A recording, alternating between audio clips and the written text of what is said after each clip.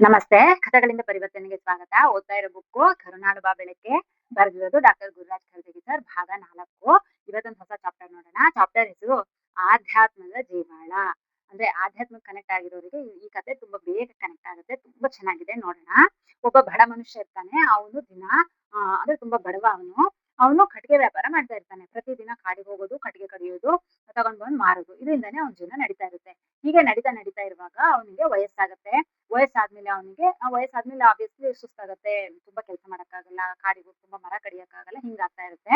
ಅಂದ್ರೆ ವಯಸ್ಸಿದ್ದಾಗ ಅವನು ಹಸಿ ಮರನ ಕಡ್ದು ಬಂದು ಮಾರ್ತಾ ಇರ್ತಾನೆ. ಸೊ ಇವಾಗ ವಯಸ್ಸಾಗಿರೋದ್ರಿಂದ ಅವನು ಅಲ್ಲಿ ಇಲ್ಲಿ ಬಿದ್ದಿರ್ತಕ್ಕಂಥ ಒಣಗಿದ ಮರನ ಕಟ್ ಮಾಡ್ಕೊಂಡು ಬಂದು ಮಾರ್ತಾ ಇರ್ತಾನೆ. ಅವನಿಗೆ ಹಸಿ ಮರನ ಕಡಿಯೋಷ್ಟು ಶಕ್ತಿ ಇರ್ಲಿಲ್ಲ. ಹಾಗಾಗಿ ಆತ ಏನಿದ್ರು ಬಿದ್ದ ಮರಗಳ ಟೊಂಗೆಗಳನ್ನು ಕತ್ತರಿಸಿಕೊಂಡು ಮಾರ್ತಾ ಇದ್ದ. ಈ ಬಾರಿ ಆತ ಬೇರೆ ಭಾಗವನ್ನು ಆರಿಸಿಕೊಂಡು ಅಲ್ಲಿಗೆ ಹೋದ. ಬೇರೆ ಕಾಡನ್ನ ಆರಿಸ್ಕೊಂಡು ಹೋದ ಅವನು.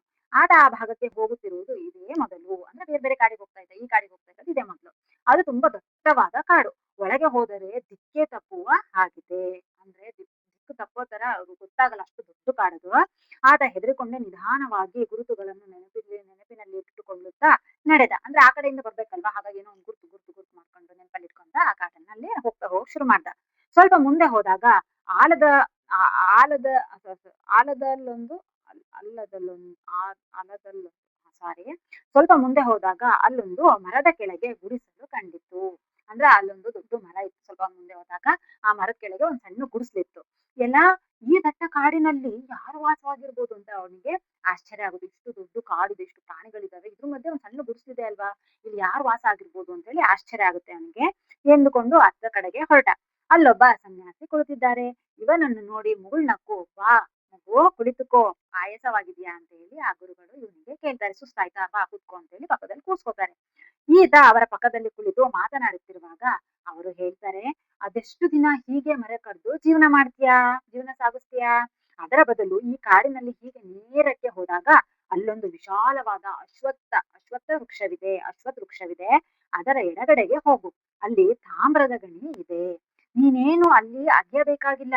ರಾಶಿ ರಾಶಿ ತಾಮ್ರ ಬಿದ್ದಿದೆ. ಅದನ್ನು ತುಂಬಿಕೊಂಡು ಹೋಗು, ಶ್ರೀಮಂತನಾಗುತ್ತೀಯ ಅಂತ ಹೇಳಿ ಆ ಗುರುಗಳು ಹೇಳ್ತಾರೆ. ಈತನಿಗೆ ನಂಬಲಿಕ್ಕೆ ಆಗ್ಲಿಲ್ಲ. ಆದ್ರೂ ನೋಡೋಣ ಗುರುಗಳು ಹೇಳಿದ್ದಾರೆ ಅಂತ ಹೇಳಿ ಅವ್ರ ಮಾತಿನಂತೆ ಆ ಕಡೆಗೆ ಹೋಗ್ತಾರೆ. ಅವ್ರು ಹೇಳ್ದಂಗೆ ಅಲ್ಲೊಂದು ಅಶ್ವತ್ಥ ವೃಕ್ಷನೂ ಇರುತ್ತೆ. ಅವನಿಗೆ ದಿಗ್ಭ್ರಮೆ ಆಗುತ್ತೆ. ಶುದ್ಧ ತಾಮ್ರದ ರಾಶಿಯೇ ಬಿದ್ದಿದೆ. ಅದು ನೋಡಿದ ತಕ್ಷಣ ಫುಲ್ ಶಾಕ್ ಆಗ್ಬಿಟ್ಟ ಅವನು. ನಿಜ ಗುರುಗಳು ಹೇಳಿದ್ದಾರೆ, ತಾಮ್ರದ ರಾಶಿನೇ ಬಿದ್ದಿದೆ. ಅದನ್ನು ಬಗೆದು ತುಂಬಿಕೊಂಡ. ಹಾಗೆ ತುಂಬಿಕೊಂಡು ಊರಿಗೆ ಬಂದು ಮಾರಿದ. ಅವನು 2 ವರ್ಷ ಕಟ್ಟಿಗೆ ಮಾರಿದರೂ ಅಷ್ಟು ಹಣ ಸಿಗುವುದಿಲ್ಲ. ಅಷ್ಟು ದುಡ್ಡು ಒಂದೇ ಸರಿಗೆ ಸಿಕ್ತು. ಅವಾಗ ಅವನ್ ಏನ್ ಮಾಡ್ದ, ಮರುದಿನ ಒಂದು ಗಾಡಿ ಮಾಡ್ಕೊಂಡು ಕಾಡಿಗೆ ಹೋದ. ಸನ್ಯಾಸಿ ಇವನನ್ನು ನೋಡಿ ನಕ್ಕರು, ಮಾತನಾಡ್ಲಿಲ್ಲ. 3 ತಿಂಗಳಲ್ಲಿ ತಾಮ್ರದ ರಾಶಿ ಖಾಲಿಯಾಗುತ್ತಾ ಬಂತು.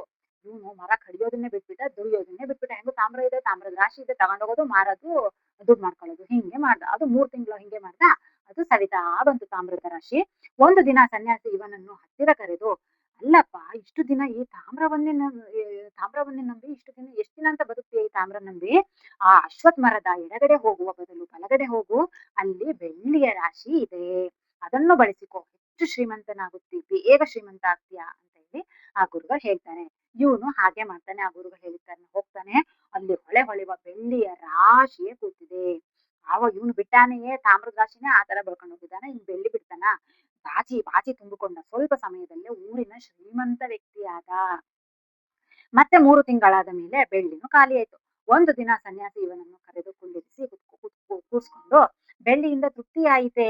ಏನಿದ್ದರೂ ಬಂಗಾರವೇ, ಬೆಳ್ಳಿಯೇ. ಬೆಳ್ಳಿಯ ಬೆಲೆ ಕಡಿಮೆ. ನೀನೊಂದು ಕೆಲಸ ಮಾಡು. ಅಶ್ವತ್ಥ ವೃಕ್ಷದ ಹಿಂದೆ 1 ಮೈಲಿ ಕಾಡಿನಲ್ಲಿ ಹೋಗು. ಅಲ್ಲಿ ನಿನಗೆ ಬಂಗಾರದ ರಾಶಿ ದೊರೆಯುತ್ತದೆ. ಆಗ ನಿನ್ನ ಶ್ರೀಮಂತಿಕೆಗೆ ಮಿತಿಯೇ ಇರೋದಿಲ್ಲ. ಈತ ಕುಣಿತಾ ಆ ದಿಕ್ಕಿಗೆ ಹೋಗ್ತಾನೆ. ಕಂಡು ಹೌಹಾರ್ತಾನೆ. ಆ ಕಣ್ಣು ಕೋರೈಸುವ ಬಂಗಾರದ ರಾಶಿನೇ ಬಿದ್ದಿದೆ. ಅದನ್ನು ತುಂಬಿಕೊಂಡು ನಡೆದ. ಈಗ ಆತ ಆ ರಾಜ್ಯದಲ್ಲಿ ಅತ್ಯಂತ ಶ್ರೀಮಂತ ವ್ಯಕ್ತಿಯಾದ. ಅವನ ನಡೆಯಲ್ಲಿ ನುಡಿಯಲ್ಲಿ ಬದಲಾವಣೆ ಬಂದಿತು. ಹೌದು, ಮತ್ತೆ ಬಡವನಾಗಿದ್ದಾಗ ಒಂಥರ, ಈಗ ಶ್ರೀಮಂತಿಕೆ ಬಂದಿದೆ. ಈಗ ನಡೆ ನುಡಿ ಬಟ್ಟೆ, ಅವನ ಮನೆ ಕಾರು ಎಲ್ಲ ಫುಲ್ ಚೇಂಜ್ ಆಗಿರುತ್ತೆ. ಅವನಿಗೀಗ ಬೇಕಾದಷ್ಟು ಸಮಯ ಗಳಿಸಲು ಕಷ್ಟಪಡಬೇಕಿರ್ಲಿಲ್ಲ. ಅವನ ತಲೆಯಲ್ಲಿ ಒಂದು ವಿಚಾರ ಬಂತು. ತಕ್ಷಣ ವಾಹನ ತೆಗೆದುಕೊಂಡು ಕಾಡಿಗೆ ನಡೆದ. ಯಾರತ್ರ? ಸನ್ಯಾಸಿ ಹತ್ರ ಹೋಗ್ತಾನೆ. ಸನ್ಯಾಸಿ ಹತ್ರ ಕೇಳ್ತಾನೆ, ಸ್ವಾಮಿ, ನನಗೊಂದು ವಿಷಯ ಅರ್ಥವಾಗುತ್ತಿಲ್ಲ. ನಿಮಗೆ ತಾಮ್ರ ಎಲ್ಲಿದೆ, ಬೆಳ್ಳಿ ಎಲ್ಲಿದೆ, ಬಂಗಾರದ ರಾಶಿ ಎಲ್ಲಿದೆ ಅಂತ ಹೇಳಿ ನಿಮಗೆ ಗೊತ್ತಿತ್ತಲ್ವಾ? ಅದನ್ನೆಲ್ಲ ತಗೊಂಡು ನೀವೇ ಶ್ರೀಮಂತರಾಗ್ಬೋದಿತ್ತು ತಾನೇ ಅಂತ ಹೇಳಿ ಅವನು ಆ ಸನ್ಯಾಸಿ ಕೇಳ್ತಾರೆ. ಆಗ ಸನ್ಯಾಸಿ ನಕ್ಕು ಹೇಳ್ತಾರೆ ಏನಂತ, ಹುಚ್ಚ, ಇನ್ನೊಂದು ಇದಕ್ಕಿಂತ ದೊಡ್ಡ ವಜ್ರದ ರಾಶಿನೇ ಇದೆ. ಅದನ್ನು ನಾನು ಪಡೆದಿದ್ದೇನೆ. ಅದನ್ನ ನಾನು ಹೊರಗೆ ಹಂಚುವುದಿಲ್ಲ. ಅದನ್ನ ಹೃದಯದಲ್ಲಿ ಹುಡುಕಬೇಕು. ಈ ತಾಮ್ರ, ಬೆಳ್ಳಿ, ಬಂಗಾರಗಳು ನಿನಗೆ ವಸ್ತುಗಳನ್ನು ಕೊಡುತ್ತವೆ, ಶಾಂತಿಯನ್ನಲ್ಲ. ಜೀವನದ ಪರಮ ಗುರಿ ಶಾಂತಿ. ಅದನ್ನೇ ಪಡೆದ ಮೇಲೆ ಈ ವಸ್ತುಗಳೇಕೆ ಅಂತ ಹೇಳಿ ಆ ಗುರುಗಳು ಹೇಳ್ತಾರೆ. ಅಂದ್ರೆ ನಿನಗೆ ಬಂಗಾರ, ಬೆಳ್ಳಿ, ತಾಮ್ರ ಎಲ್ಲ ಸಿಕ್ತಲ್ವಾ, ಅದರಿಂದ ನಿನಗೆ ಶಾಂತಿ ಪಡೆಯಲಾರೆ. ಅದಕ್ಕಿಂತ ದೊಡ್ಡ ಬೆಲೆ ಬಾಳುವ ವಜ್ರದ ರಾಶಿನೇ ನನ್ನ ಹೃದಯದಲ್ಲಿದೆ. ಅದು ಆ ಶಾಂತಿ. ಶಾಂತಿ ಶಾಂತಿ ನನ್ಗೊಂದು ಒಳಗಿದೆ, ಅದೇ ವಜ್ರದ ರಾಶಿ ತರ ನನಗೆ. ಸೊ ನನಗೆ ಅದಷ್ಟಿದ್ರೆ ಸಾಕು ಅಂತ ಹೇಳಿ ಆ ಗುರುಗಳು ಹೇಳ್ತಾರೆ. ಇದೆಷ್ಟು ನಿಜ ನೋಡಿ. ನಾವೆಷ್ಟು ಮನೆ, ಆಸ್ತಿ, ಬಂಗಾರ, ಒಡವೆ ಎಷ್ಟೇ ಇದ್ರುನು ಅದೆಲ್ಲ ನಮಗೆ ಶಾಂತಿ ನೆಮ್ಮದಿ ಕೊಡಕ್ ಸಾಧ್ಯ ಇಲ್ಲ. ನಮ್ಗೆ ಶಾಂತಿ ನೆಮ್ಮದಿ ಬರ್ಬೇಕಾಗಿದ್ದು ನಮ್ಮ ಒಳಗಿಂದ, ನಮ್ಮ ಆತ್ಮಕ್ಕೆ ನಮಗೆ ನೆಮ್ಮದಿ ಶಾಂತಿ ಬೇಕು. ಹಾಗಾಗಿ ಅದನ್ನು ನಾವು ಫಸ್ಟ್ ಅನ್ಕೋಬೇಕು ಅಂತ ಹೇಳಿ ಇಲ್ಲಿ ಗುರುಗಳು ಹೇಳಿದ್ದು.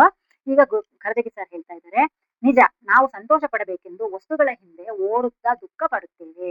ಅದರ ದುಃಖದಲ್ಲೇ ಸುಖ ಪಡಲು ಪ್ರಯತ್ನಿಸುತ್ತೇವೆ, ಒದ್ದಾಡ್ತೇವೆ. ನಿಜವಾದ ಶಾಂತಿ ನಮ್ಮೊಳಗೆ ಇದೆ ಎಂಬುದನ್ನು ಮರೆಯುತ್ತೇವೆ. ನಿಜವಾದ ಶಾಂತಿಗೆ ಹೊರಗಿನ ಯಾವ ವಸ್ತುಗಳು ಬೇಕಿಲ್ಲ. ಇದೇ ನಮ್ಮ ಭಾರತೀಯ ಆಧ್ಯಾತ್ಮದ ಜೀವಾಳ ಅಂತ ಹೇಳಿ ಖರದಗಿ ಸರ್ ಹೇಳ್ತಾ ಇದ್ದಾರೆ. ಸೊ ಈ ಕಥೆ ಎಷ್ಟೊಂದು ಚೆನ್ನಾಗಿದೆ ಅಲ್ವಾ? ಅಂದ್ರೆ ಆಧ್ಯಾತ್ಮದಲ್ಲಿ ಇರೋರಿಗೆ, ಆಧ್ಯಾತ್ಮದಲ್ಲಿ ಸಾಧನೆ ಮಾಡೋರಿಗೆ ಫಸ್ಟ್ ಇದೆ ಅವರಿಗೆ ದುಡ್ಡುದು ಶಾಂತಿ, ನೆಮ್ಮದಿ, ಆ ಖುಷಿಯಾಗಿರೋದೇ ಅವರಿಗೆ ದೊಡ್ಡ ಶ್ರೀಮಂತಿಕೆ ಇದ್ದಾಗೆ. ಅದು ಮೇನ್ ಇಂಪಾರ್ಟೆಂಟ್ ಜೀವನಕ್ಕೆ ಅಂತ ಹೇಳಿ ಈ ಚಾಪ್ಟರ್ ಅಲ್ಲಿ ಗೊತ್ತಾಗುತ್ತೆ. ಸೊ ನಾವೀಗ ನಮ್ಮ ಲೈಫ್ ಕನೆಕ್ಟ್ ಮಾಡ್ಕೊಳ್ಳೋಣ. ನಮಗೆ ನೆಮ್ಮದಿ ಶಾಂತಿ ಬೇಕು ಅಂದ್ರೆ ನಾವು ಒಳಗೆ ನಮ್ಮೊಳಗೆ ನಾವು ಇಳಿದು ನೋಡ್ಕೋಬೇಕು ಅಂತ ಹೇಳಿ ಅಂತ ಅನ್ಸುತ್ತೆ. ಸೊ ಇದು ಚಾಪ್ಟರ್ ನಿಮ್ಗೆ ಇಷ್ಟ ಆಯ್ತು ಅನ್ಸುತ್ತೆ. ಮತ್ತೆ ಇನ್ನೊಂದು ಚಾಪ್ಟರ್ ಜೊತೆ ಬರ್ತೀನಿ.